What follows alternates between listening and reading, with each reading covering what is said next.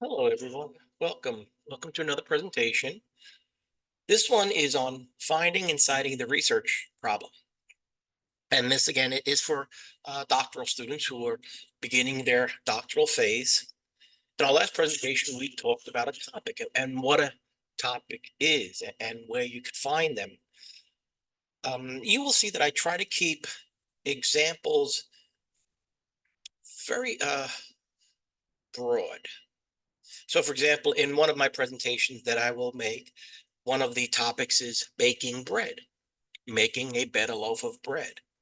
The reason I do this is that I've noticed a lot of times when I am mentoring cybersecurity students and they have a good idea to investigate, but they are so focused on that topic or that, let's say, IoT or artificial intelligence or cyber psychology, that everything I say is related to that.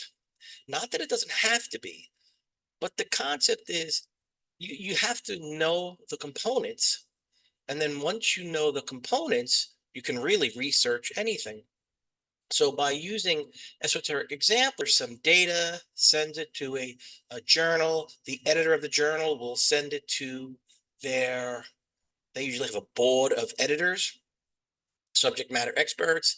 The subject matter experts may come back and say, this looks good, or change this, or there's something wrong with the methodology, whatever it is, gets back to the editor, back to the researcher, and after some um, give and take, hopefully it gets published. That is a scholarly piece of work. So a scholarly book report is a book report using those scholarly resources, and it's critical. So the problem goes on.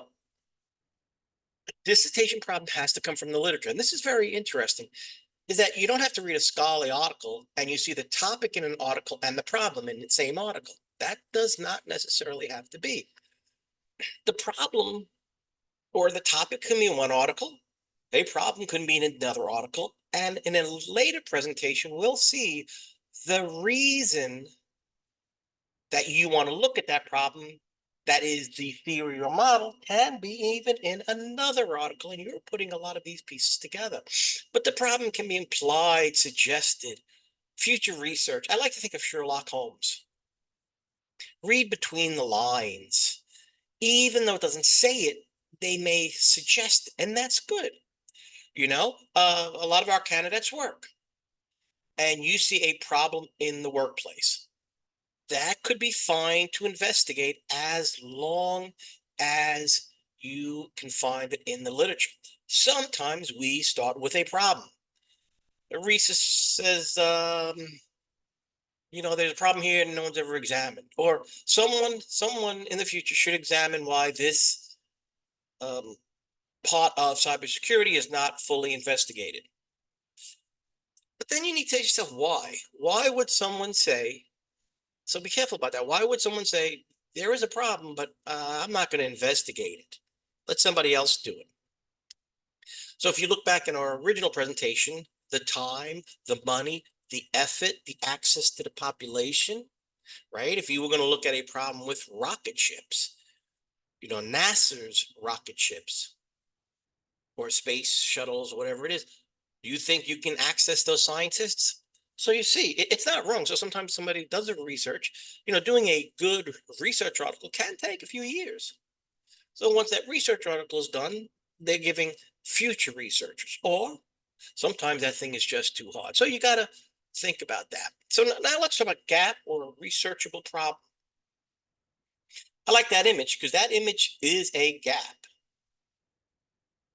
right? It's missing. Gap is missing. So there was an article, the rising obesity rates of elementary school children.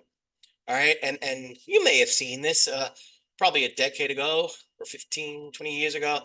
Elementary school children, uh, obesity rates were rising. And people said it was the lack of good nutrition, the lack of after school activities, the lack of gym, right?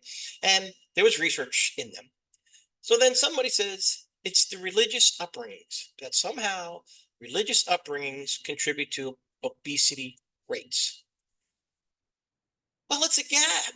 right? Because no one has looked at the religious upbringings. Of course, that it was last time I checked, but it's a gap, right? No one's looked at it. It just doesn't exist. Looking at the religious upbringings. But is it a researchable problem in your discipline? It's very important too. If you are a religious scholar, you may say maybe the religious upbringings does impact obesity rates, but the religion is my discipline. But if you're in IT, cybersecurity, in any one of those areas, it may not be. So dissertation's a gap. You are examining a problem no one else has. So basically, a researchable problem is a gap, but a gap is not always a researchable problem. So basically, if something is not there, like that little image we have up there, look like that little gap there, not a bridge, but the guy standing on the edge of a gap, right? That's a gap, but it's not important enough to research. Well, it's whatever it is, rocks or something or bridge doesn't exist. Okay. So and that's the good thing about a gap of a problem. Now, next step. Why is it important to cite the problem? Again, remember I said you will not find the problem examines is, you're going to see it implied, suggested, future research, but it comes from them. And you should give someone credit, especially if they say you should look at an exam problem, and it is very good. Let's take an example. You postulate there is a problem in some area. You do not cite that. Basically, you think it is happening. You think that it is happening. Okay. There is a lack of security protocols in DNA computing, but you don't cite it. You conduct your research, gather your data. You fail to support your research questions, meaning you did not get any data that the problem exists. Your data does not show any lack. So you said there was a problem, you gathered data, there's no problem. What thing did you contribute to the body of knowledge? Nothing really, right? And you have to contribute to the body of knowledge. Let's do this again. Same exact problem, but this time you found it in the literature. And Peters, 2017, said there's a lack of security protocols. We're just saying what Peter argued. Peter said this. Same exact research. You do the same exact step by step. You gather your data. You still fail to support your research questions. Basically, you get the same results. You run 2 research studies, same exact way, same population, same research questions, same everything. And in this latter case, you added Peter 2017. What did you find? Was this good research? Well, in fact, this is a lot, actually. This is great research. Why? Why would just adding Peter 2017 be great research? Go back to how did Peter publish his research? When you publish a research article, you have to review the scholarly literature, like I said on the first slide.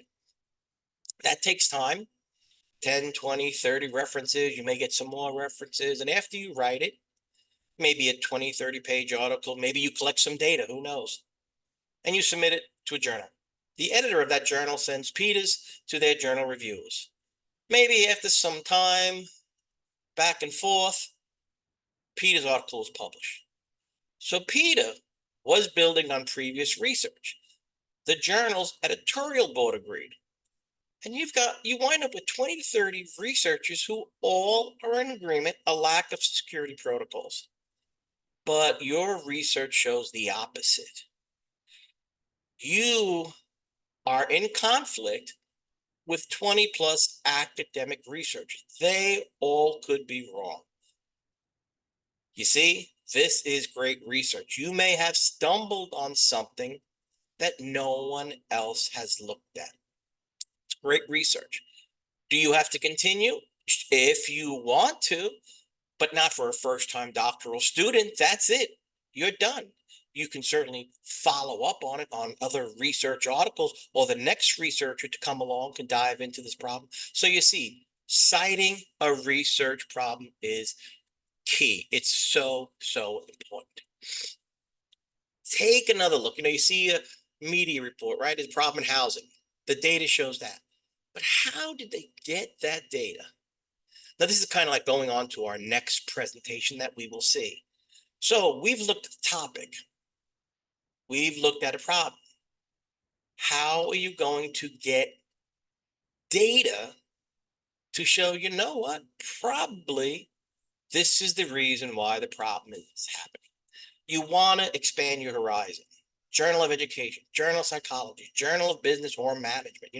People are not computers, right? And what that makes them behave is the non-technical journals as well. So now we are an IT focused dissertation, right? Cybersecurity, cyber psychology, all that. IT research management, cybersecurity research, psychology, social engineering, ransomware, right? Education. So you see, it's very important. Now, again, this is not the problem. This is the reason that we're going to see in another presentation. So why people act they do are not necessarily found in the IT specific realm of literature.